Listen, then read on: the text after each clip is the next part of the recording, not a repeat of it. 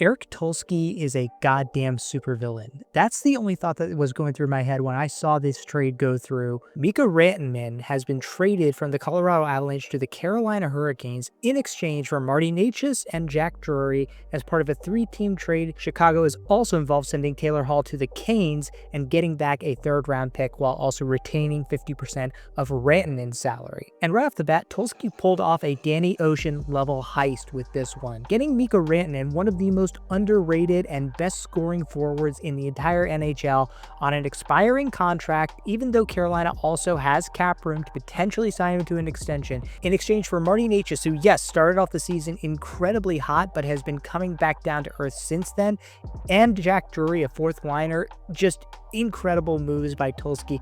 A classic case of selling high on a guy like Necas, who had an obscene level of production early on in the year, and putting the squeeze to a team like Colorado that needed to make a move because they were so up against the cap. I'm sure they did not like parting with Rantanen, and they didn't honestly get the kind of return that they probably would have liked back for him in terms of like some prospects or picks. Necas, yes, is a very good player, and he'll fill the same role that Rantanen did, but he's not nearly the caliber of player that Mikko Rantanen is. On the other side, though, Chicago, what the hell are you doing? You basically just traded Taylor Hall for a third-round pick that was your own third-round pick and took on 50% of Mikko Rantanen's salary. This is part of the reason I always say that retaining salary is not that big of a deal, because you could have told me that they traded Taylor Hall for a third-round pick, and I would have said that was probably a little bit light.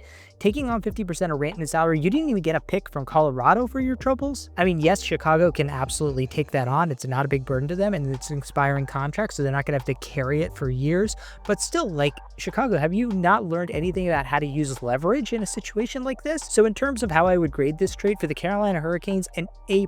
They got one of the best players who's going to be available on the market and traded him away for a good player whose value was probably at the highest it's ever going to be, and a fourth liner. They didn't give up any premium picks or prospects. Again, like I said, masterful job by Tulsky. For the Colorado Avalanche, I'd give this like a B-. Like, yes, they got back good value for Rantanen, but they lost the best player in this trade without getting back premium assets for it. Marty Necas does soften the blow because he's going to be very good in Colorado, which is why I don't completely hate it for them. And also, they're not retaining any salary on this move, so that's really good for them because, again, they're very strapped for cash right now. For Chicago, though, I'd give this like a C-, D+. Like, giving up Taylor Hall and taking on a bunch of cap space and just getting back a third-round pick for your troubles. I know that Taylor Hall's not at the height of his value right now. I know he's only got 24 points in 46 games this year, but number one, he's playing for one of the worst teams in the NHL. Number two, he's still 33. There's every opportunity that he could turn things around in Carolina, become like a 40-50 point guy.